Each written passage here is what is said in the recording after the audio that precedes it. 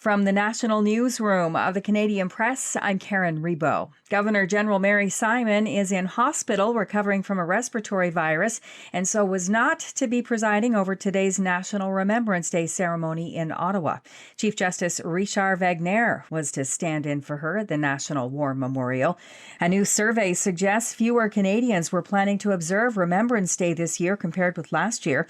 The Leger online poll of nearly 1,600 adults found 69% of respondents intend to mark the day in at least one way. 3/4 of respondents were in favor of making the day a national statutory holiday. This Remembrance Day marks the 80th anniversary of the end of the Second World War. Veterans Affairs Canada estimates there are only about 3,600 living Second World War veterans, and that's just its best guess and could be wrong. But it underscores the point that Canadians are less and less able to talk to someone who was around at the time of the pivotal war, even non-veterans who remember rationing or the post-war economic anxiety and massive housing shortage that followed. Kyle Duggan, The Canadian Press, Ottawa. Canada's Foreign Affairs Minister is set to welcome her G7 counterparts to Ontario's Niagara region today for meetings on shared economic and security challenges. Anita Anand says she'll make the case for multilateralism, and she wants to ensure Canada remains a leader on the world stage. Ontario has secured a one-year extension with the federal government for the national $10 a day childcare program.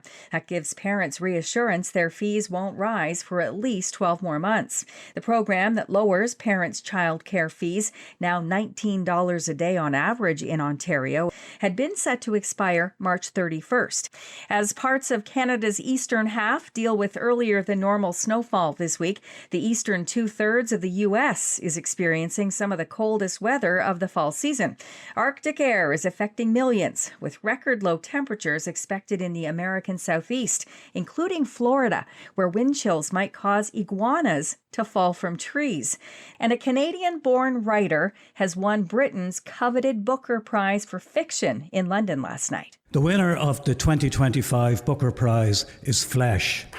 Montreal-born David Soloy was given the news from Irish writer and judging panelist Roddy Doyle for Flesh, the story of one man's life from working-class origins in Hungary to mega-wealth in Britain, in which what isn't on the page is just as important as what is. The 51-year-old Canadian-Hungarian-British author says he wrote Flesh under pressure after abandoning a novel he'd been working on for 4 years. I think while it might be okay to abandon one novel, to abandon two would be quite difficult for me to deal with psychologically.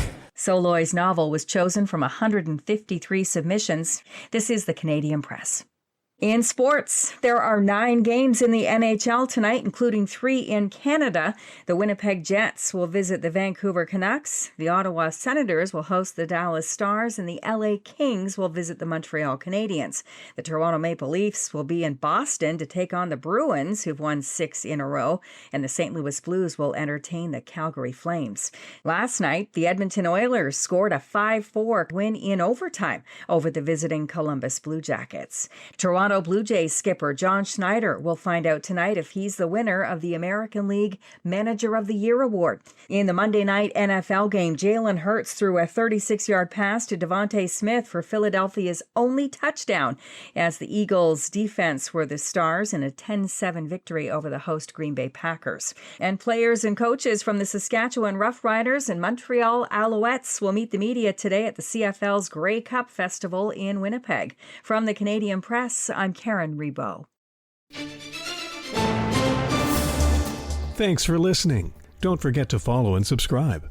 For more of today's top stories, visit thecanadianpressnews.ca.